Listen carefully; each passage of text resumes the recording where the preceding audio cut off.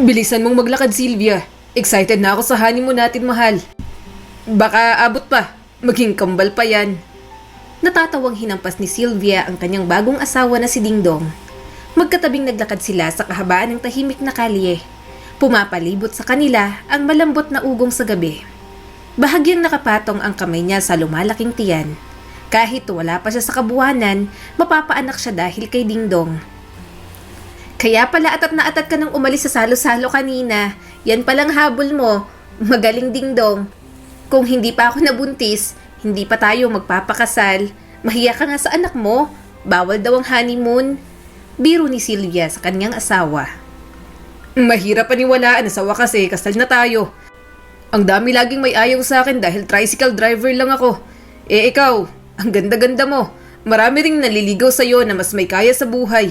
Pero ako pa rin ang pinili mo.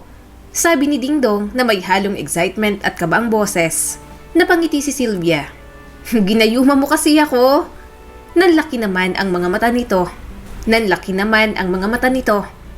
Oy, hindi Hindi ko gagawin yon. Na-inlove ka sa akin kasi hindi mo napigilan. Dingdong-dingdong ang sinisigaw ng puso mo, mahal. Malakas siyang tumawa. Napaka-corny mo talaga, nakakainis ka.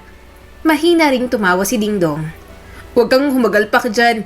Maaalog ang baby natin sa loob. Hinawakan ni Sylvia ang kamay nito. Pinili kita kasi ikaw ang mahal ko.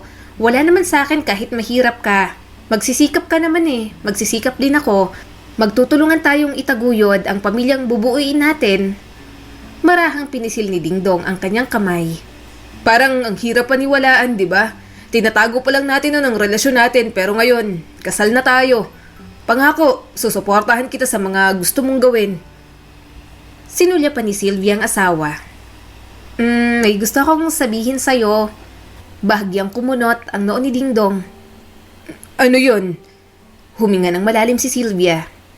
Alam kong kasisimula pa lang natin sa bagong chapter ng buhay natin bilang mag-asawa at marami pang dapat i-adjust sa pagdating ng baby. Pero pinag-iisipan ko naman ang pagsusulat ko. Gusto ko pa rin magsulat ng mga kwento. Nanlambot ang mga mata ni Dingdong. Gusto mong bumalik sa pagsusulat? Tumango si Sylvia. Oo, noon ko pa gustong maging isang writer. Pangarap ko na yon, grade 6 pa lang ako.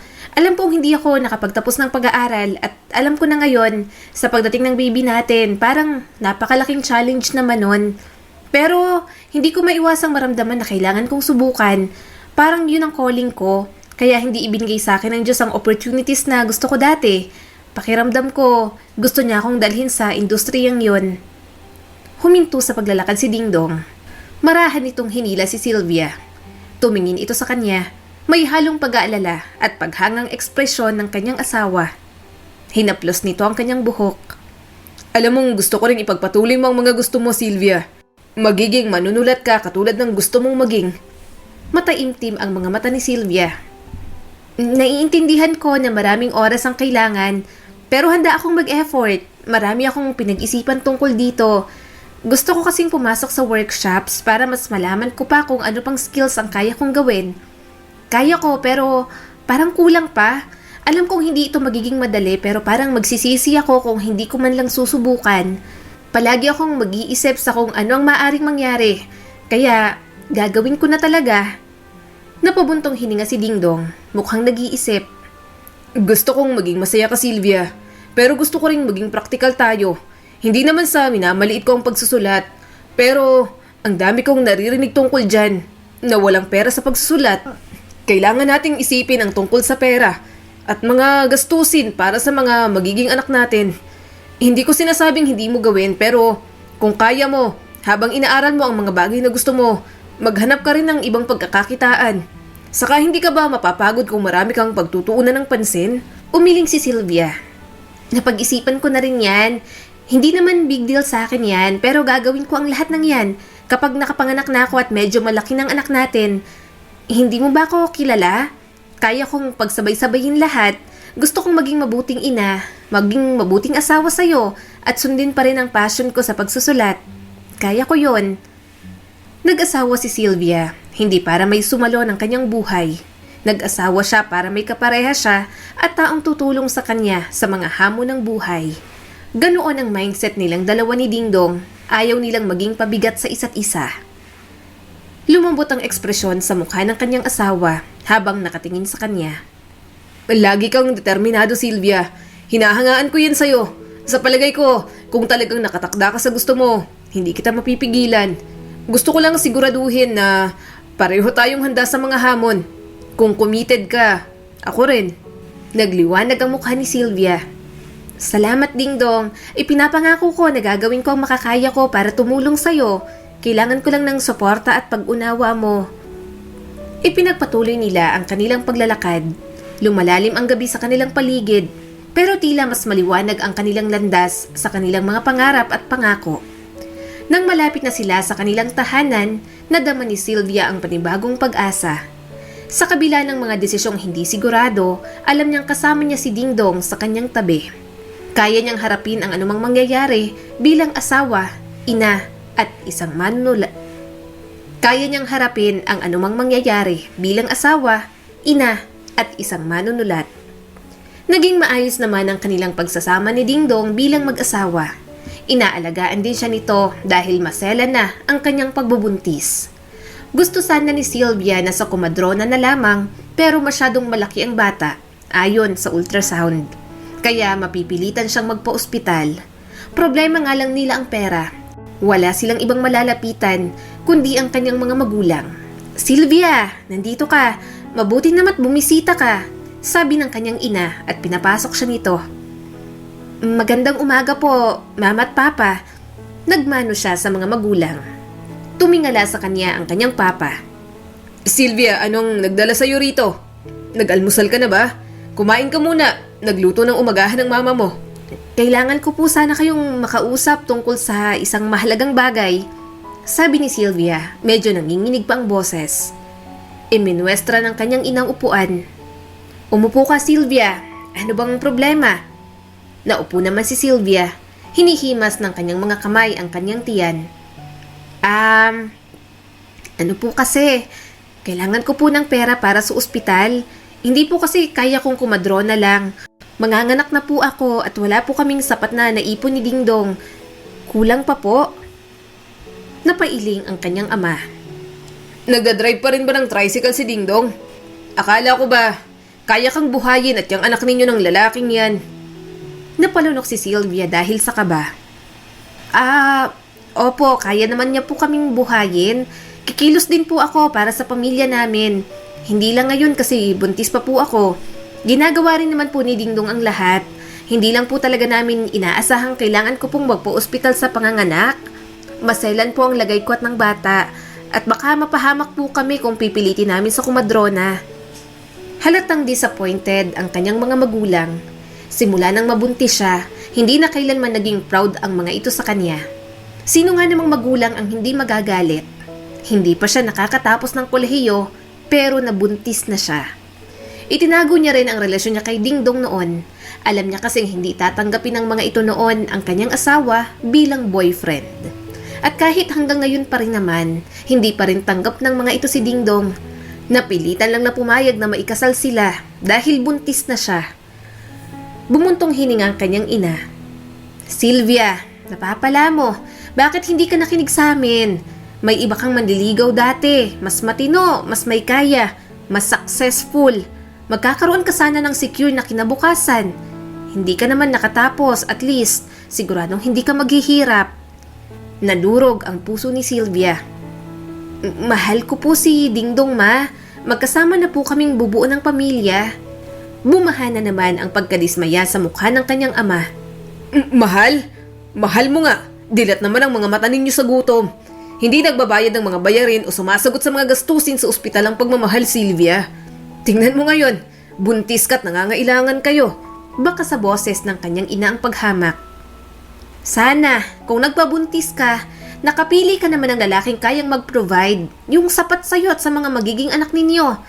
Pero hindi, pinili mo ang lalaking walang kinabukasan. At ngayon, nandito ka na naman. Sa amin ka pa rin babalik para humingi ng tulong. Nakakuyom ang mga kamay ni Sylvia. Masipag po si Dingdong. Mabuting tao po siya at nagsisikap din naman. Malamig ang tingin ng kanyang ina. Nagsisikap? Ay malinaw na nahihirapan kayo. Kung nakinig ka lang sana sa amin. Pinutol na ng kanyang ama ang mga sinasabi ng kanyang nanay. Tutulungan ka namin pero mahirap panoorin kang nahihirapan ng ganito. Dapat noon pa lang, naisip mo na ito. Kaya siya lang mag-isa. Hindi alam ng kanyang asawang pumunta siya sa kanyang mga magulang. Ayaw niya ring isama si Dingdong. Alam niya kasing mamaliitin lang ng mga ito ang asawa niyang nagsisikap naman sa buhay. Naluluha ang mga mata ni Sylvia. Hindi po ako pumunta rito para makipagtalo tungkol sa pinili ko po. Kailangan ko lang po ng tulong. Biglang bumuntong hininga ang kanyang ama. Sige, pahihiramin ka namin ng pera. Pero kailangan mong maintindihan na dapat may ginagawa para sa'yo si Dingdong. Mas lalo kayong lulubog kapag ganyan. Mabuti na lang at nagbenta ako ng mga alaga kong manok. Sa inyo muna ng anak mo ang pinagbentahan nun. Salamat po sa tulong. Basagang boses na sabi niya rito. Tumango ang kanyang ama. Tumulong lang kami dahil anak ka pa rin namin. Pero wag palaging aasa sa amin. Lalo na't bumuo ka na ng sarili mong pamilya. Kayong dalawa dapat ang magtaguyod niyan. Tumayo si Sylvia. Na-appreciate ko po talaga. Babayaran ko po kayo sa lalong madaling panahon kapag nagkaroon na po kami ng sapat na pera. Kukunin ko yung owner jeep. Ihahatid na kita para hindi ka na sumakay dyan. Sabi pa ng kanyang ama. Tumango si Sylvia. Kahit napahiram siya ng pera, nasa kanya pa rin ang bigat ng mga salita ng mga ito. Nasasaktan siya para sa kanyang asawa. Kinagabihan, umupo si Sylvia sa gilid ng kama. Nakapatong ang kanyang kamay sa kanyang tiyan. Pabalik-balik si Dingdong sa kwarto, nababalot ng pagkadisamay ang mukha nito. Hindi siya makatingin ng diretsyo. Kung ganun, pinuntahan mong mga magulang mo? Mariing sabi ni Dingdong. Pagkatapos ng lahat ng pinagdaanan natin, pumunta ka sa mga magulang mo at nanghiram ng pera sa kanila? Tumingala si Sylvia sa kanyang asawa. Dingdong, hindi ko na alam ang gagawin ko. Malaki ang magagastos natin sa ospital. Malapit na rin akong manganak. Wala na tayong sapat na panahon para mag-ipon pa. May kailangan akong gawin. At alam kong nahihirapan ka na sa paghahanap ng solusyon. Akala mo ano? Pinutol siya ni Dingdong. Tumaas ang boses nito. Na pwede mong baliwalain ang lahat ng sinabi ko at lutasin ang problema ng mag-isa? Napalunok siya ng mariin. Pilit na pinipigilan ang sarili. Hindi ko naman sinasadyang maliitin ka o ang mga ginagawa mong paraan. Pero kasi, Dingdong, gusto ko lang makasiguradong may pera tayo sa tamang oras. Ang aking mga magulang, handa silang tumulong. Desisyon ko naman to eh. Ako naman ang magbabayad sa kanila oras na magkaroon ako ng pera. Napailing si Dingdong. Halatang nasasaktan. Pero, alam mo kung anong nararamdaman nila sa akin. Hindi nila ako tinanggap. Hindi sila naniwala sa atin na kaya nating dalawa. Nangako ako sa'yo na gagawa ako ng paraan. Ako na nga, di ba? Pinaghihirapan ko naman eh. Kuminang sa luha ang mga mata ni Sylvia. Alam kong nangako ka at may tiwala naman ako sa'yo. Pero ito kasi ang katotohanan, Dingdong. Kailangan natin ng pera ngayon, mahal. At hindi na ako makapaghintay pa. Kinakailangan kong lunukin ang pride ko at tanungin sila. Pinasadahan ng kamay ni Dingdong ang buhok nito. Ano ngayon? Hahawakan nila tayo nito, Sylvia. Alam mo yan, marami na naman silang sasabihin tungkol sa akin na hindi ako mabuting asawa sa'yo. Napaiyak na si Sylvia. Hindi niya na napigilan. Ayaw niya lang namang makitang nahihirapan ang kanyang asawa. Kung may magagawa siyang paraan, kahit kapalit pa ang kanyang pride, gagawin niya. Sorry na. Sorry kung nasaktan ko ang feelings mo. Mahina at humihikbing sabi ni Sylvia. Huminga ng malalim si Dingdong. Hindi to tungkol sa pananakit mo sa akin, Sylvia. Pakiramdam ko lang. Parang wala akong silbi kahit ginagawa ko naman ang lahat. Gusto kong ako ang magtusto sa'yo at sa anak natin. Gusto kong ako ang maasahan mo. Hindi ang mga magulang mo, mahal. Inabot niya ang kamay nito. Alam ko naman ang ginagawa mo. At alam kong mahirap to para sa'yo. Pero sa ngayon, kailangan kong kumilos din. Nag-a-adjust pa tayo eh. Ayokong mas lumaki ang problema natin kapag lumabas ng baby natin. Tiningnan ni Dingdong ang kamay nilang magkahawak. Napabuntong hininga ito bago umupo sa kanyang tabi. Lumambot ang ekspresyon nito kahit nahalata pa rin ang pagkadismaya. Ayoko lang na kumilos ka ng mag-isa, na para bang hindi mo ko asawa. Mahinang sabi nito. Hinaplos ni Sylvia ang mukha ng kanyang asawa. Hindi ko naman sinasadyang kumilos ng mag-isa. Gusto ko lang naman kasing tumulong sa problema natin, Dingdong. Gusto mo lang na ikaw o tayo ang mag-ayos ng lahat. Naiintindihan ko yon at pinahalagahan ko ang lahat ng ginagawa mo ngayon. Pero ang hirap kasi kung magsisimula tayo sa wala at kailangan nating gumawa ng mahihirap na desisyon para sa baby natin. Magulang tayo, kaya priority ng anak natin ang iisipin natin kahit masakit para sa atin. Alam niya kung saan ang gagaling ang mga hinaing ni Dingdong. Batid niya ang mga natatanggap nitong mga salita mula sa kanyang mga magulang. Pero kilala niya ang kanyang asawa. Alam niyang gagawin nito ang lahat para sa kanilang pamilya. At alam ni Sylvia na hanggat magkasama sila, kakayanin nila ang anumang dumating na pagsubok. Nang manganak na si Sylvia, mas naging malaki ang gastos. Mas nabubuhos din ang kanyang oras para sa anak. Kaya gustuhin niya mang magsulat at ipagpatuloy ang pangarap niya bilang manunulat, hindi niya magawa. Kahit maraming ideyang tumatakbo sa kanyang isip, hindi siya makapagsulat dahil kulang sa oras. Hindi, ako na. Alam kong pagod ka na maghapon sa pamamasada. Okay lang ako. Pagod, pero nakangiting sabi ni Sylvia sa kanyang mister. Umiling si Dingdong at kinuha si Harry sa kanya. Hindi na, magpahinga ka na. Sige na, alam kong nahihirapan ka rito sa bahay. Nababawasan ang timbang mo. Ang lalim na rin ang mga mata mo dahil sa puyat. Kaya ako narito kay Harry. Sige na, matulog ka na. Napangiti si Sylvia. Naglalambing siyang yumakap sa kanyang mister. Mahina naman itong humalakhak. Tigilan mo ang kayayakap sa akin ng ganito. May ibang nabubuhay. Matulog ka na. Baka masundan pa tong si Harry. Natatawang saad ni Dingdong sa kanya. Nanlaki naman ang kanyang mga mata. Kinurot niyang tagiliran nito. Wala pa nga siyang planong magbuntis ulit. Kaya hindi niya maintindihan ang kanyang mga magulang kung bakit ayaw ng mga ito kay Dingdong. Ang kanyang asawa ang pinakamabait, pinakamasikap at pinakamaalagang nakilala niya. Wala mang yaman, mabuting asawa naman para sa kanya. Natulog na nga siya gaya ng gusto ni Dingdong. Madali siyang hinila ng antok dahil sa pagod. Nagising na lang siya nang managinip siya. Sa panaginip ni Sylvia, maayos siyang nakapustura. May book signing event at maraming readers ang pumunta. Lahat ay excited na magpapirma ng libro sa kanya. Anong nangyari sa'yo, mahal? Bakit tulala ka dyan? Tanong ni Dingdong sa kanya at hinalikan ng kanyang pisngi. Gumuhit ang ngiti sa kanyang mga labi. Nanaginip kasi ako. May sarili raw akong book signing. Kaso nakakatawa lang. Wala pa naman akong nasusulat na kwento dahil sobrang busy ko nga. Namungay ang mga mata ng kanyang asawa. Niyakap siya ni Dingdong at hinalikan ng kanyang buhok. Mas lalo siyang napangiti sa lambing na ibinibigay nito sa kanya. Pasensya ka na. Hindi kita matulungan sa pangarap na gusto mo. Mahinang sabi ni Dingdong. Hinawakan niyang braso nito. Okay lang. May panahon naman para sa lahat. Anak muna natin ang aasikasuhin ko, mahal. Passion man ni Sylvia ang pagsusulat, hindi niya naman pwedeng unahin yon. Kung pipiliin niyang magsimula ng kanyang pangarap, hindi niya maaalagaan ng maayos ang kanilang anak. Baka hindi rin siya makapag-focus sa pagsusulat kung iisipin niya palagi si Harry. Gayunpaman, inaaliw niya na lang muna ang sarili sa pagbabasa. Kapag may oras siya at walang ginagawa sa bahay, nagbabasa siya ng mga kwento ng ibang manunulat. Naniniwala kasi siya na kapag mahilig siyang magbasa, mas mahahasa pa siya sa pagsusulat.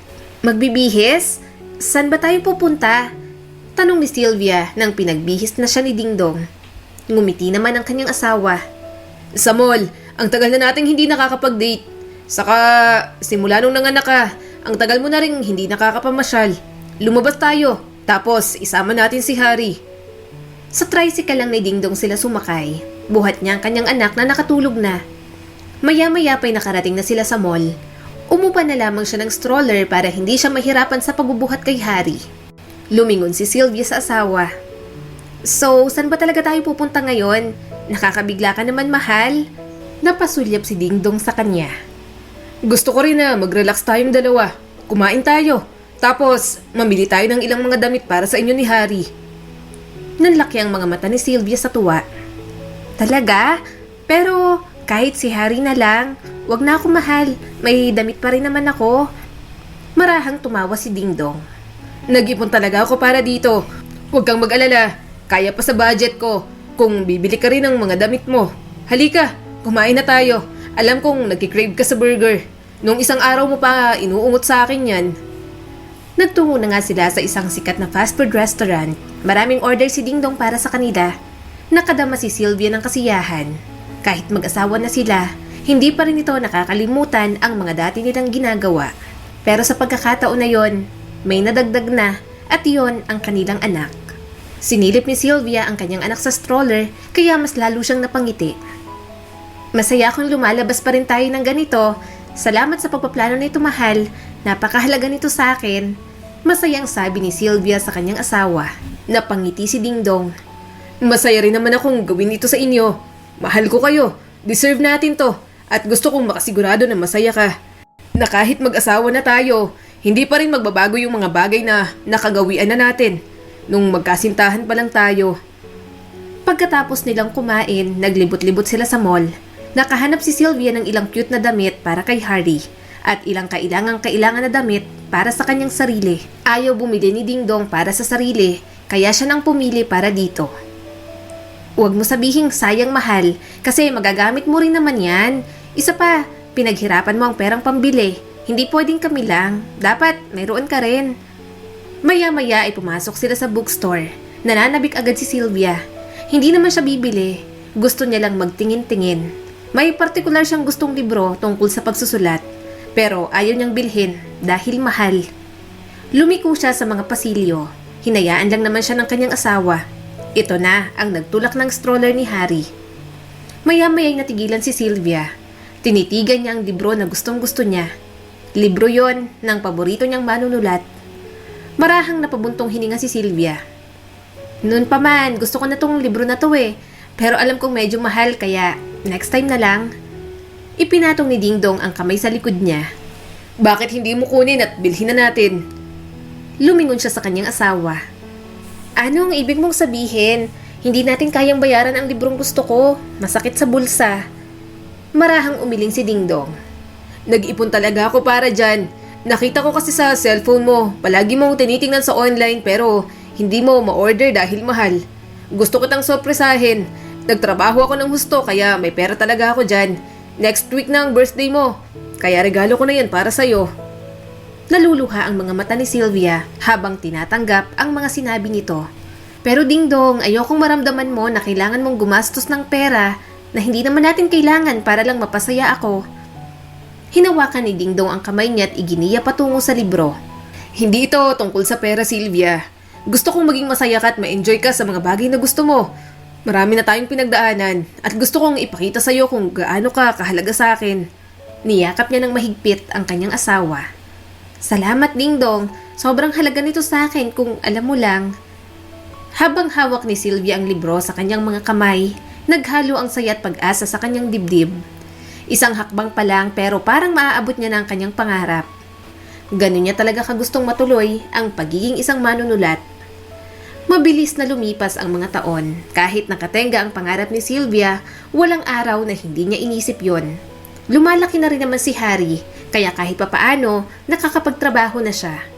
Hindi kinukuha ni Dingdong ang ambag niya sa bahay dahil gusto nitong mag-ipon siya para sa kanyang sarili. Maliit na bagay, pero pinapahalagahan yun ni Sylvia.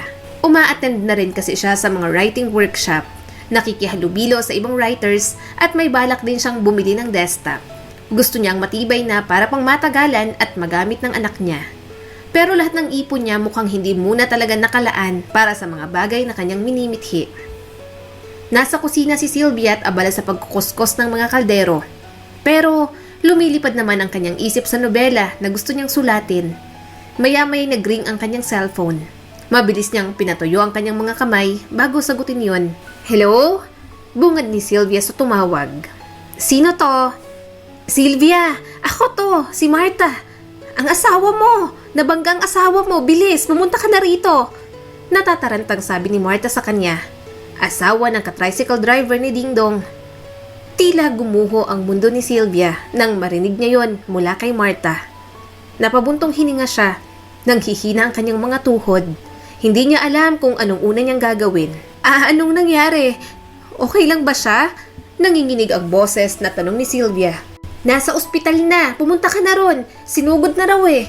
Sagot ni Martha bago namatay ang linya. Nabalot ng takot si Sylvia nang kunin niya ang kanyang jacket. Naguguluhan naman si Harry sa kanya. Wala sigurong ideya sa nangyayari. Mama, bakit po? Saan po tayo pupunta? Tanong ni Harry sa kanya. Hinawakan niyang kamay ng bata. Anak, iiwan muna kita sa lola mo ha. Pupunta lang si mama sa ospital. May nangyari kasi sa papa mo. Nanlaki ang mga mata ni Harry. Ano po? Mama, ayoko. Sasama po ako. Napakagatlabi si Sylvia. Ayaw niya sanang isamang anak, pero baka umiyak pa. Wala na rin siyang nagawa. Isinama niya na si Harry. Nang makarating sa ospital, tarantang-taranta pa siyang nagbayad sa driver. Nahulog pang ibang barya sa kalsada. Sobrang kabado lang talaga siya. Natatakot siyang maging malala ang kalagayan ni Ding Dong. Mama, ako na po. Sabi sa kanya ni Harry at kinuha ang kanyang wallet. Nang makapasok sila, nakita niyang asawa ni Martha. Bert, kumusta ang asawa ko? Paos ang boses ni Sylvia sa takot. May malay naman na si Ding Dong, Sylvia. Meron lang siyang ilang pasa at sugat sa noo at injury sa braso. Pero sinabi ng mga doktor na hindi naman ganoong kalala. Pero gusto nilang magstay muna saglit si Ding Dong para maobserbahan pa. Kahit ang pagbuntong hininga ni Sylvia, nanginginig pa. Ay, salamat sa Diyos. Pwede na raw bang makita si Ding Dong? Tumango naman si Bert. Sinamahan sila nitong mag-ina patungo kung nasaan si Ding Dong. Nadurog ang puso ni Sylvia nang makita ang kanyang asawa. Nakahiga ito sa isang hospital bed. May benda sa noo at cast sa braso. Mukha itong pagod pero nang makita siya, napangiti naman ito. Nilahad ni Ding Dong ang isang kamay sa kanya. Sylvia, mabuti naman at nandito ka na. Okay lang ako. Huwag kang mag-alala. Nangilid ang mga luha sa mga mata ni Sylvia. Takot na takot ako. Ano ka ba naman, mahal? Bakit hindi ka nag-iingat? Aatakihin ako sa nervyos sa'yo eh. Okay lang ako. Tingnan mo nga nakakahinga pa ako. Umuwi na tayo. Nako, marami tayong bayarin dito. Ayokong magtagal dito. Puno ng pag-aalalang sabi ni Ding Dong. Umiling naman si Sylvia. Hindi, dito ka muna para matingnan ka ng maayos. Ako nang bahala. Mayroon siyang katamtamang ipon. Pondo sana yon para makabili siya ng computer set na gusto niya. Gusto niya kasing yun ang gamitin habang nagsusulat siya. Pero ngayon, kailangan ng asawa niya kaya hindi niya ipagdadamot. Ako nang bahala. Mahina ulit na sabi ni Sylvia. Gagamitin kong ipon ko. Hindi mo kailangan mag-alala. Huwag ka munang mamasada hanggang hindi ka pa maayos. Ako munang bahala sa pamilya natin. Namungay ang mga mata ni Ding Dong. Matagal ka nang nag-iipon. Baka may ibang paraan. Ayokong galawin mong ipon mo. Sa'yo yun eh. Saka, kaya ko naman. Braso lang naman ang naapektuhan sa akin, mahal. Umiling si Sylvia. Marahang pinisil ang kamay ng asawa. Ayos lang. Ikaw ang priority ko. Saka makakapag-ipon pa rin naman ako. Tsaka anong balak mo? Mamamasada ka ulit. Hindi pwede. Ipahinga mo muna ang katawan mo. Kinaumagahan, nagbayad na siya gamit ang kanyang ipon. Isinantabi niya na naman ang kanyang pangarap. Pero ayos lang naman yon. Hindi niya naman pwedeng pabayaan ang kanyang asawa. Pamilya muna bago ang lahat. Pagbalik sa silid ni Ding Dong, sinubukan niyang ngumiti kahit parang maiiyak na siya. Okay na, nakapagbayad na ako. Napatingin sa kanya si Ding Dong na may halong pasasalamat at guilt. Salamat, mahal. Pasensya na rin talaga. Umiling si Sylvia. Okay lang, hindi mo naman ginustong maaksidente, Ding Dong. Ako muna. Sa ngayon, mag-focus ka na lang sa pagpapagaling mo. Hindi na nga muna siya bumili ng computer na gusto niya. Kaya sa cellphone na lang rin siya muna nagtiyaga. Nagtrabaho din siya ng maigi para may magasto sila sa bahay. Dumadami na rin kasi ang pangangailangan ni Harry. Lumipas ang mga buwan, unti-unti nang nakarecover si Ding Dong. Nakabalik na rin ito sa pamamasada. Pero hindi pa rin siya nakabalik para sa kanyang sariling gusto. Dahil kung kailang okay na ang lahat, may isang biyaya pa na dumating para sa kanila. Magandang umaga, mahal. Bati ni Ding Dong sa kanya sabay halik sa kanyang pisngi. Maagang gising mo ngayon Ayos ka lang ba? Nag-alinlangan si Sylvia. Huminga ng malalim bago nagsalita. Ding Dong, kailangan nating mag-usap. May napapansin ako sa sarili ko. Bakit? Anong problema? Tanong nito sa kanya. Lately, madalas sumasama ang pakiramdam ko. Panimula ni Sylvia. Medyo nanginginig ang boses. At sa tingin ko, Sa tingin ko buntis yata ulit ako. Lumiwanag agad ang mukha ng kanyang asawa. Talaga? Napakagandang balita niyan, Sylvia. Masaya si Sylvia sa naging reaksyon nito. Pero ang totoo, hindi niya maiwasang mabalisa sa balitang yon. Ibig sabihin kasi nun, gastusin na naman para sa kanilang mag-asawa. Sinubukan niyang ngumiti, ngunit halata ang kanyang pag-aalala. Natutuwa akong masaya ka, Dingdong. Ako rin. Pero, nag-aalala rin talaga ako. Nag-aalala tungkol sa ano? Tanong ni Dingdong. Napalunok ng mariin si Sylvia. Wala tayong sapat na ipon para sa gastusin sa ospital. Inaasahan kong gamitin ang ipon ko para sa pagsusulat kaso dumating ang pangalawa nating anak.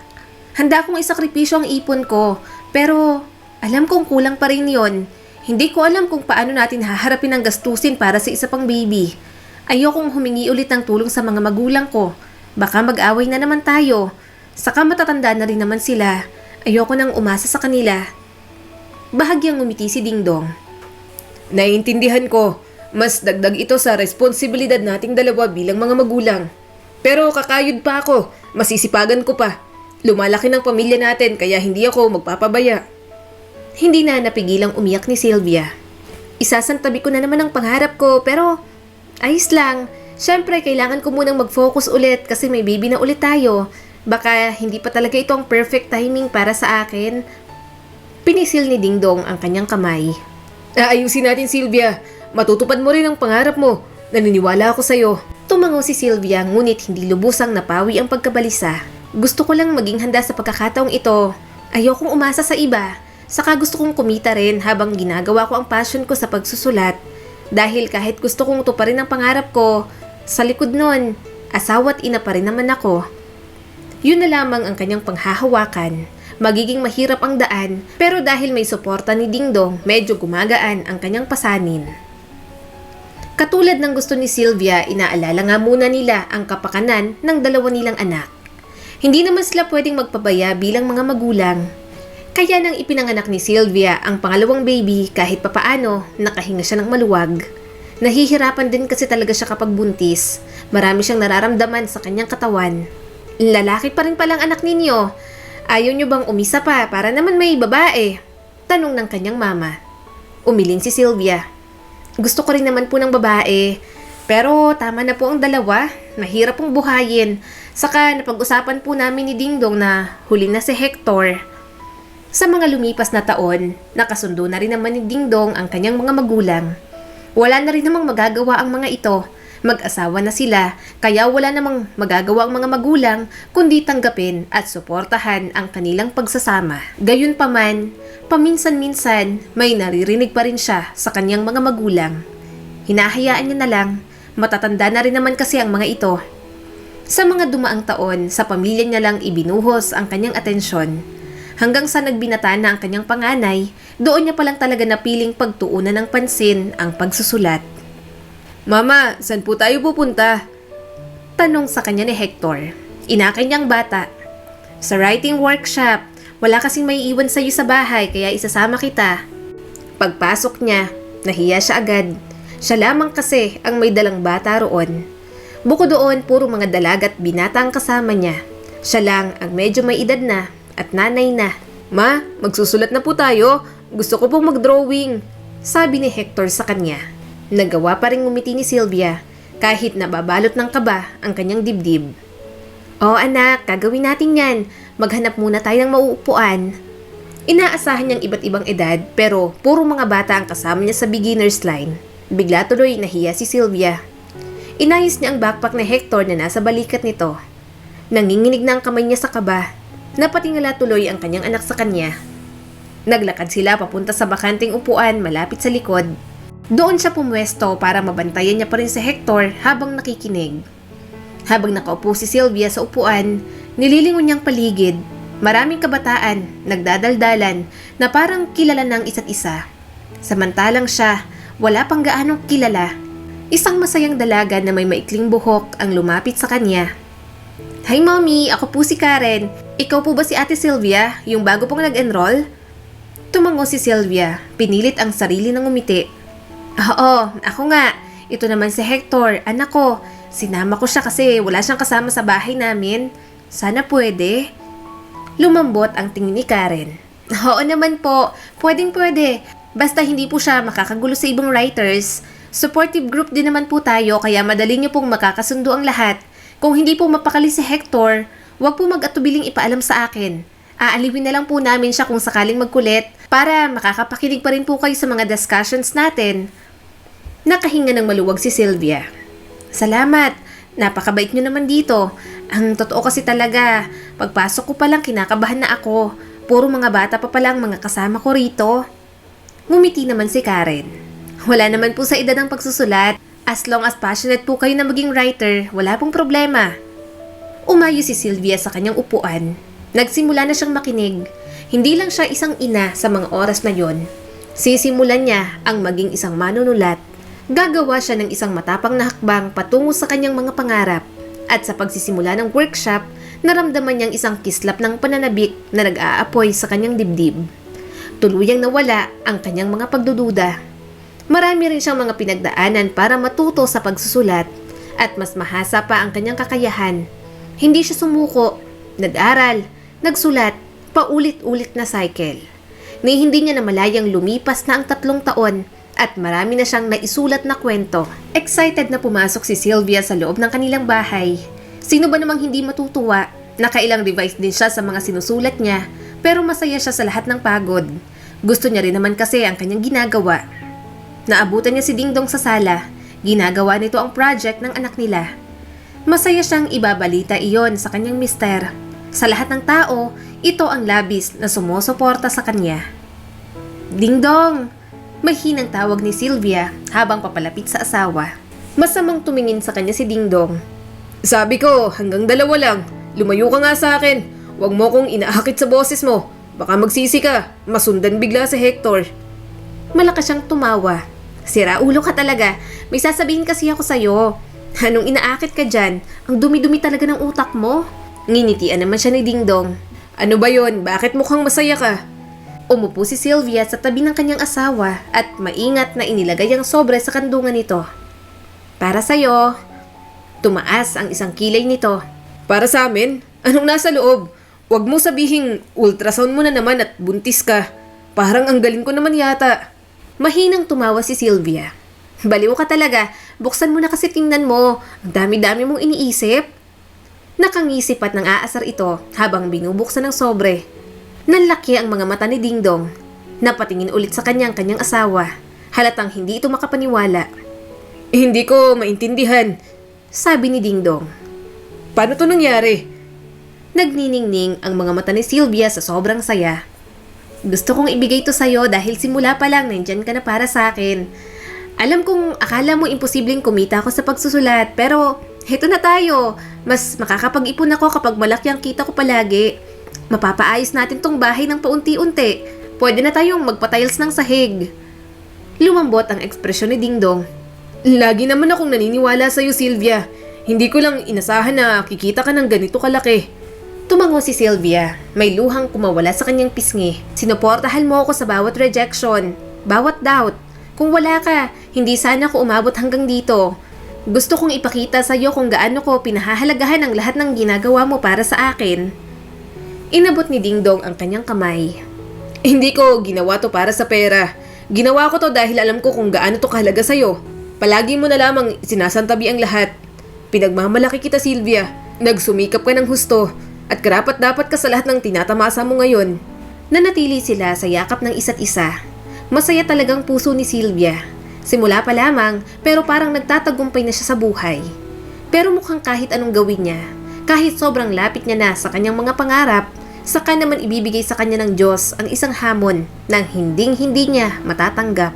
Nakatayo si Sylvia sa kanyang maliwalas na kusina. Naghihiwa siya ng mga gulay. Nag-iihaw naman ng karne sa labas ang kanyang mag-aama. Anniversary din kasi nila ni Dingdong at napagdesisyon na nilang sa bahay na lang mag-celebrate kasamang mga anak. Baka kapag sa labas o nagbakasyon sila nagdiwang, baka may mabuo na naman. Aray! Nabitiwan niya ang kutsilyo nang biglang sumakit ang kanyang mga mata. Napaatras si Sylvia. Hinawakan niya ang kanyang mga mata. Bumilis ang tibok ng kanyang puso. Sa pagmulat niya, Unti-unting nagdidilim ang gilid ng kanyang mga mata. Ding-dong! Malakas niyang tawag sa kanyang asawa. Pumasok agad ito sa loob ng bahay. Sylvia, anong problema, mahal? Ding-dong! Wala akong makita! Natatakot niyang sabi. Tuluyan ang binalot ng kadiliman ang kanyang paligid. Kinaway niya ang kanyang mga kamay. Wala siyang makita. Nagsimula na siyang maluha.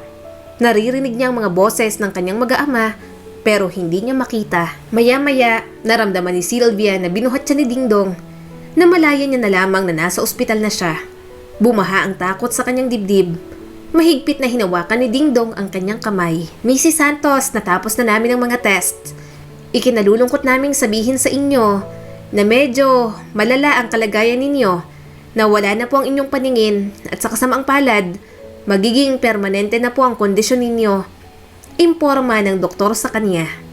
Parang sinuntok si Sylvia sa mga sinabi ng doktor. Nanginginig ang kanyang mga kamay. Hindi niya matanggap ang balitang yon tungkol sa kanya. Hindi, sabi ni Sylvia. Nabasag pa ang boses. Dapat may mali. Hindi ako pwedeng maging bulag. Writer po ako. Kailangang gumana ng mga mata ko. Humigpit ang hawak ni Dingdong sa kanya. Dok, wala na ba talagang pag-asa? May magagawa pa ba tayo? Pasensya na po, mister. Sagot pa ng doktor. Unfortunately, at this stage, walang procedure o treatment na makakapagpanumbalik ng paningin ng misis mo. Mas lalo siyang napaiyak. Parang gumuho ang mundo ni Sylvia. Ang kanyang mga pangarap, tuluyang lumandas sa kanyang mga palad. Ang kanyang karera, ang kanyang hilig, ang kanyang pagkakakilanlan, lahat ay nakasalalay sa kanyang kakayahang makakita. Kailangan ni Sylvia ang kanyang paningin.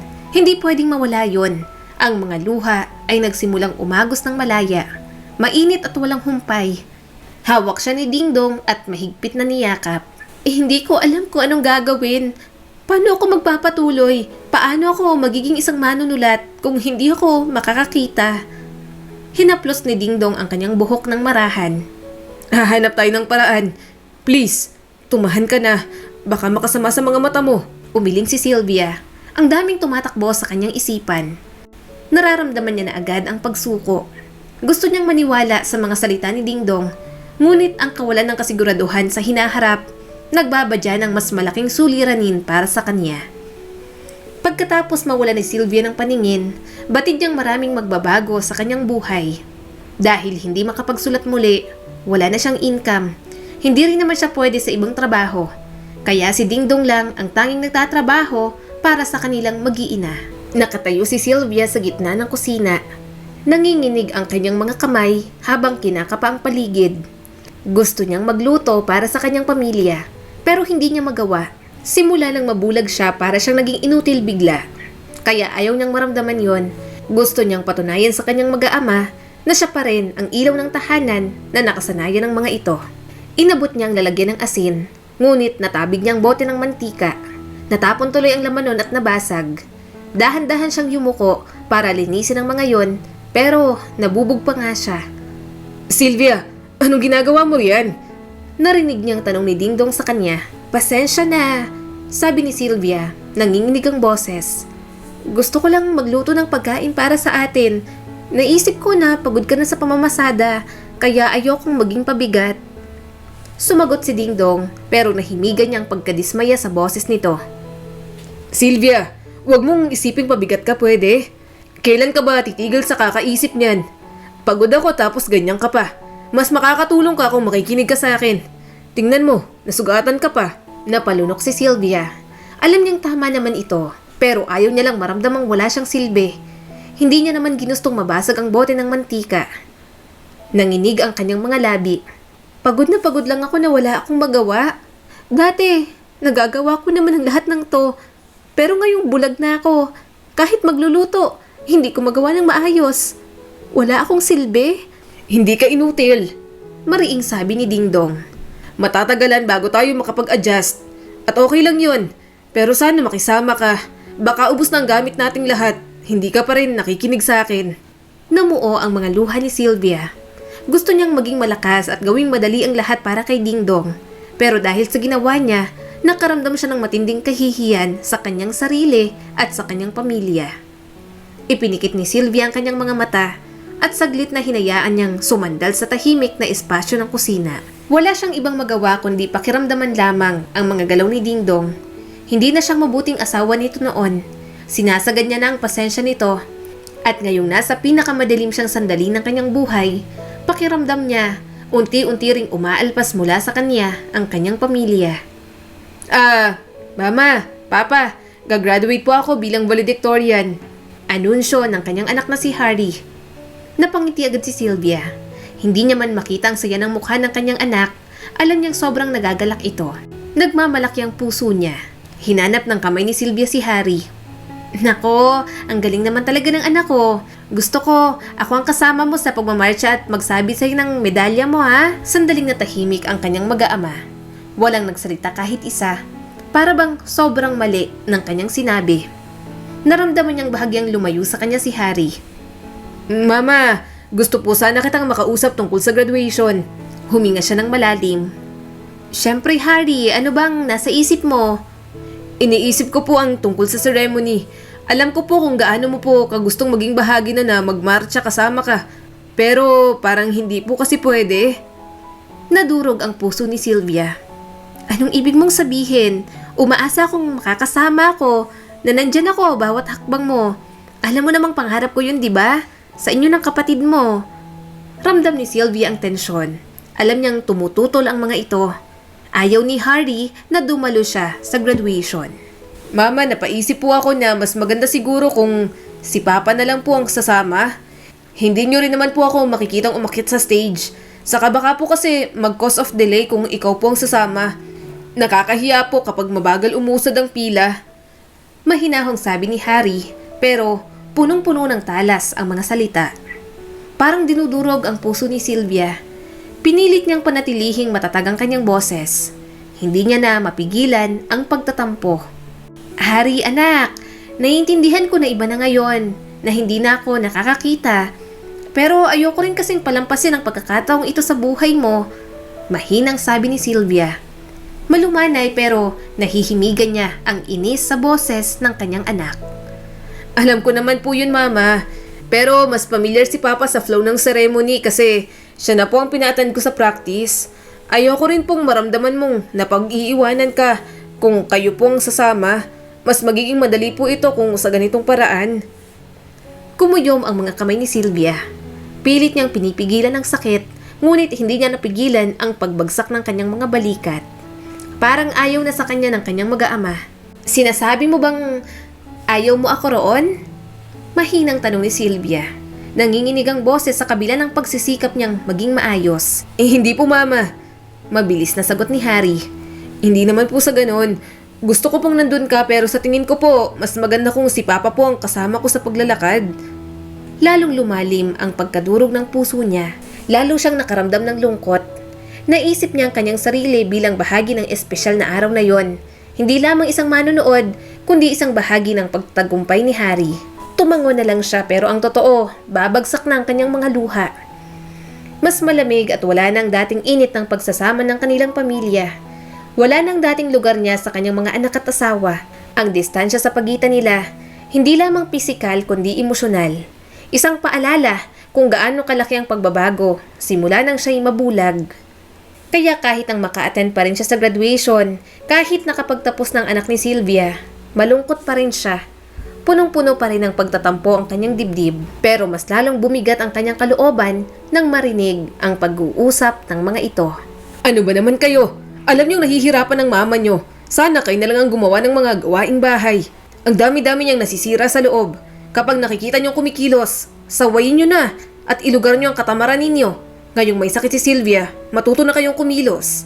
Sabi ni Dingdong sa kanilang mga anak. Hindi niya na napigilan. Tumulo na ang kanyang mga luha. Pagod na siyang maging bulag. Kahit ilang beses sabihin ng mga ito na hindi siya pabigat, yun pa rin ang pinaparamdam ng mga ito sa kanya. Sobra siyang nagagalit sa nangyayari sa kanya. Kung kailang malinaw na sa kanya ang pangarap bilang maging isang manunulat, saka naman binawi ang kanyang paningin. At ang maayos na pamilya nila noon, dahil sa kanya, unti-unti na ring nagugulo ang lahat. Kaya kahit alam ni Sylvia na hindi niya kaya, umalis muna siya sa bahay. Gusto niya munang huminga. Gusto niyang mag-isip-isip. Pupunta muna siya sa bahay ng kanyang mga magulang. Doon muna siya. Ayaw niyang manatili sa bahay nila kung pabigat lang din naman ang turing ng kanyang mag-aama. Tatawid na sana siya sa kalsada nang biglang may sumigaw. Natigilan si Sylvia. May narinig din siyang ugong ng sasakyan. Ilang sandali pa ay may malakas na nagpreno. Nabitiwan niya ang kanyang tungkod sa sobrang gulat. Hoy! Ano bang ginagawa mo dyan sa gitna? Muntik ka nang mabangga oh! Sigaw ng isang lalaki sa kanya. Nanginig agad sa takot si Sylvia. Maya-maya, may naramdaman siyang humawak sa kanyang mga balikat. Napaatras siya, pero kung hindi niya narinig ang boses ni Martha, hindi talaga siya sasama. Mahirap magtiwala, lalo na't wala siyang nakikita. Ano bang ginagawa mo rito, Sylvia? Muntik ka nang mapahamak. Nasaan bang asawa at mga anak mo? Nag-aalalang tanong ni Martha. Mabuti na lang, naglilihi ako sa balot at napadaan kami rito. Nasa bahay ang mag-aama ko. Umalis ako sa amin. Nahihiyang sabi ni Sylvia. Nagulat si Martha sa kanyang sinabi. Ha? Ano?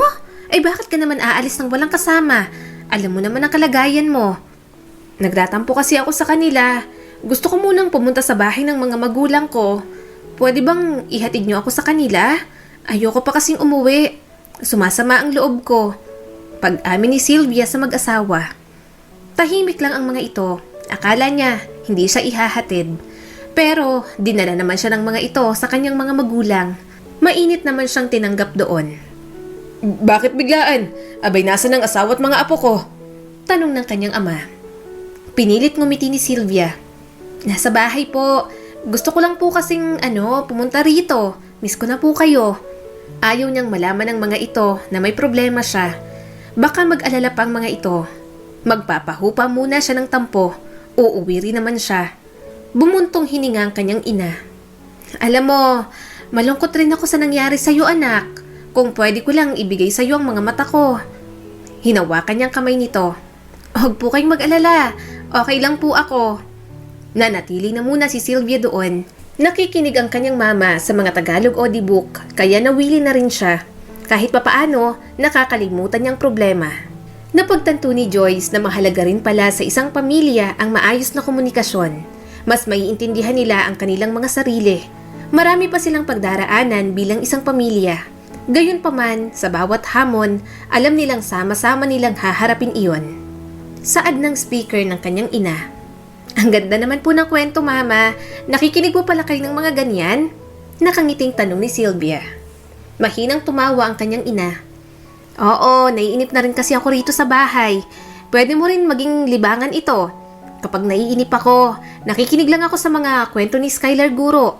Sandaling naisip ni Sylvia ang mga huling sinabi sa kwento. Baka katulad ng pamilya sa kwentong yon, kulang lang din sila sa maayos na pag-uusap. Baka masyado niyang iniintindi ang kanyang sariling nararamdaman, kaya hindi niya magawang intindihin ang saloobin ng kanyang mag-aama. Sylvia, nandito ang mag-aama mo. Susunduin ka na raw. Sabi ng kanyang ama. Napabuntong hininga siya. Naramdaman niya ang kanyang asawa sa kanyang tabi. Sinubsob nito ang noo sa kanyang balikat. Bakit ka umalis? Garalgal na tanong ni Dingdong sa kanya. Sabi ni Martha, muntik ka na raw mabanggat, masama ang loob mo sa amin. Nag-aalala kami sa'yo. Sasama ka na sa ating pag-uwi ha? Nanginig ang mga labi ni Sylvia. Na-frustrate lang naman ako. Pakiramdam ko, ayaw niyo na ako sa buhay ninyo. Ngayong bulag na ako, parang wala na akong pakinabang sa inyo. Naramdaman niya ang pag-iling ni Dingdong at yumakap sa kanya. Hindi ganun yung Sylvia. Sorry kung ganun ang napaparating namin sa'yo. Pero ayaw lang naman namin kumikilos ka sa bahay. Dahil napapahamak ka. Lagi kang nasusugatan. Ayaw naming maging mas mahirap ang mga bagay para sa'yo. Saka, anong walang silbi? Ang dami-dami mo nang nagawa para sa amin. Halos ikaw nang hang nagpaganda ng buong bahay natin. Ikaw palagi ang nag-aalaga at nagmamahal sa amin. Kaya sana, hayaan mong kami naman. Kami naman ang magsasakripisyo para sa'yo. Please, huwag na sanang sumama ang loob mo. Tuluyang tumulo ang mga luha ni Sylvia. Hindi niya alam yon. Talagang napangunahan lang siya ng inis at frustration. Gustong-gusto niyang bumalik sa dati ang lahat. Pero kung yon ang binigay na kapalaran ng Diyos sa kanya, wala na siyang magagawa. Tumabi sa kanya ang kanyang dalawang anak at niyakap din siya. Sorry din po, Mama. Hindi po kami nag-ingat sa mga salita namin. Sorry po talaga. Hindi ka naman po namin ikinakahiya. Gaya po ni Papa, iniiwas ka lang po namin sa mga bagay na mas makakasakit pa sa'yo. Marahan siyang tumango. Naiintindihan niya na. Humingi rin siya ng tawad sa mga ito. Siguro, hindi niya lang talaga matanggap na bulag na siya, kaya pinipilit niya pa rin ang kanyang sarili sa mga bagay na hindi niya nakaya. Na hindi niya maramdamang gusto lamang siyang protektahan ng kanyang mag-aama. Simula ng araw na yon, natuto na siyang makinig sa sinasabi ng mga ito. Naramdaman din naman ni Sylvia na mas lalong nag-iingat ang kanyang mag-aama pagdating sa kanya. Mama, gusto niyo po bang dumalo sa book signing event? Tanong sa kanya ni Harry. Napakagatlabi si Sylvia. Kaya ko pa ba? Masaya na akong nakapag-publish ako ng libro. Okay na sa akin yon. At least, kahit ganito na ako, at hindi na makapagsulat ulit, may naiwan pa rin akong legacy sa industriya. Inakbayan siya ng kanyang anak. Huwag po kayong mag-alala. Kami naman po ang bahala. Kami po ang magiging mata ninyo sa lahat ng nangyayari. Matagal nyo na pong pinangarap to. Kaya sasamahan ka po namin. Napangiti si Sylvia at napaluha. Tamang isinantabi niya ng maraming beses ang kanyang pangarap para sa kanyang mag-aama. Mas nagkaroon ng kabuluhan ng tagumpay dahil kasama niya ang mga ito at hindi pangit na buhay ang ibinigay sa kanya ng Diyos, kundi isang magandang pagsubok na nagpapatatag ng pagsasama at pagmamahal nila sa isa't isa. Sa ating mga magulang ang laging isinasantabi ang mga pangarap at gusto para maibigay ang pangangailangan ng mga anak. Hindi mabilang na sakripisyo at mabigat na desisyon ang kailangang gawin ng isang magulang upang magawa ang tungkulin at obligasyon sa pamilya. Sa kwento ni Sylvia ay masasabi kong maswerte pa rin siya dahil na-appreciate ng kanyang asawa at anak ang lahat ng yon, na sa kabila ng kanyang pagkabulag ay hindi siya iniwan at pinabayaan ng mga ito. Hindi lahat ng asawa at anak ay kayang tanggapin kung ano ang nangyari sa kanya. Muli, ito po si Skylar Guro at sana may bago na naman kayong natutunan sa kwento natin ngayon. Maraming salamat po.